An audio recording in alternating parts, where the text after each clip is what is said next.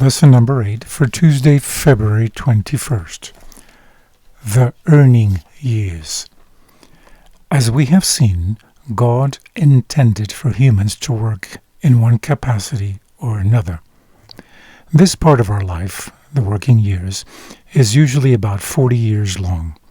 For many people, this is the time when children are being brought up and educated, and when the home and other major purchases are acquired. This can be a very intense time financially.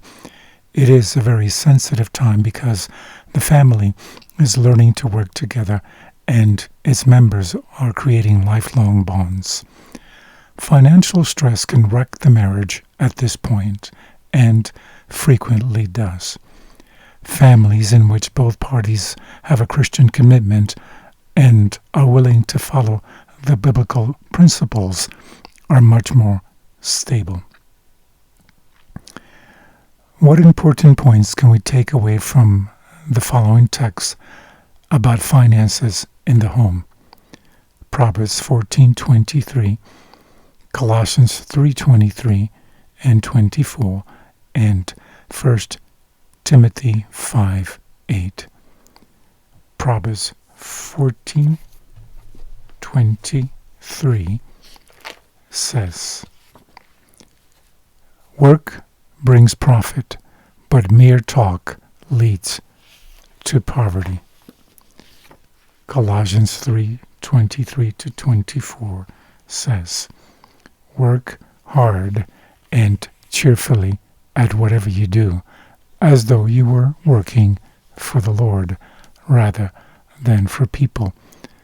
Remember that the Lord will give you an inheritance as your reward, and the master you are serving is Christ." 1 Timothy 5:8 says, "But those who won't care for their own relatives, especially those living in the same household, have denied what we believe. Such people are worse than unbelievers." In many cases, the husband is the main breadwinner, though often both spouses work.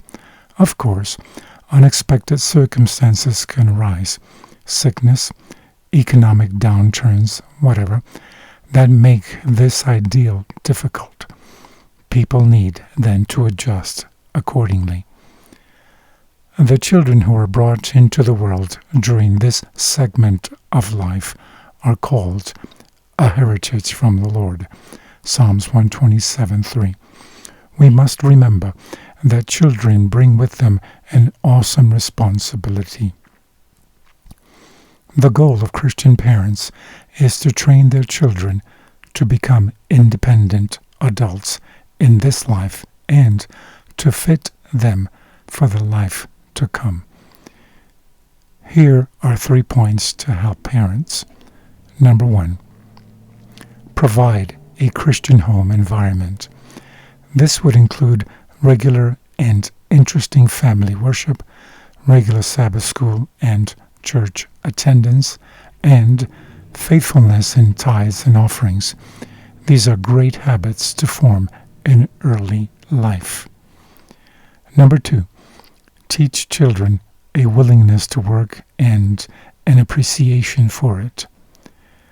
Children will discover that diligence and integrity at work are always noticed, appreciated, and rewarded. They will learn that money comes to us as a result of our giving time to others by performing tasks that are valuable to them. Number 3, help with a good education. Education is expensive today, particularly Christian private school education. But to parents with plans for their children, not only for this life but also for that which is to come, it is well worth the cost. Of course, no matter what they do, no one has any guarantee about the direction their children will go. Why is it important for parents not to blame themselves for the wrong choices their older children might make? From the book The Desire of Ages, pages 72 and 73, it says, "By his own example, Jesus taught that it is our duty to be industrious, that our work would be performed with exactness and thoroughness, and that such labor is honorable. The exercise that teaches the hands to be useful and trains the young to bear their share of life's burdens gives physical strength and develops every faculty. All should find something to do that will be beneficial to themselves and helpful to others. God appointed work as a blessing, and only the diligent worker finds the true glory and joy of life. The approval of God rests with loving assurance upon the children and youth who cheerfully take their part in the duties of the household, sharing the burdens of father and mother. Such children will go out from the home to be useful members of society." Throughout his life on earth, Jesus was an earnest and constant worker. He expected much, therefore he attempted much. Jesus did not shirk care and responsibility. The positiveness and energy, the solidity and strength of character manifested in Christ are to be developed in us. Through the same discipline that he endured and the grace that he received is for us. And from the SDA Bible Commentary, Volume 5, page 1112, Ellen White comments, it says, "There is science in the humblest kind of work, and if all would thus regard it, they would see nobility in labor. Heart and soul are to be put into work for any kind.